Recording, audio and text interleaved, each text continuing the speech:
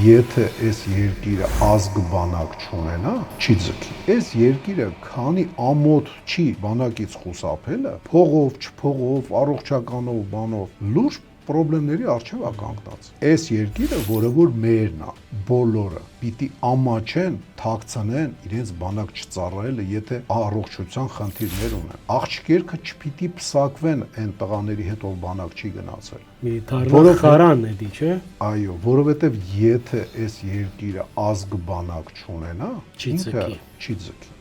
Մենք այս փոքր տնտեսությունով եւ փոքր բնակչությունով, որ ասում են հայերը 10-15 միլիոն են Հայաստանից դուրս ապրում, Աստված տա 100-ն են, իրենք մարտի դաշտ չեն գալու։ 90-ական թվականների 89-ից մինչև 94 թիվ պատերազմի ընթացքում 300 հոգի սփյուռքահայ ընդհանուր եկել կռվի դաշտ։ Որը ամոթ է։ Ամոթի հարց չի։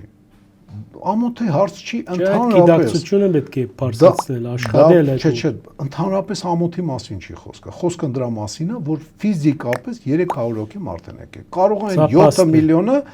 բոլորը աշխատել են ի հաղթանակ, բան չունեմ ասելու, բայց եկել են 300 հոգի։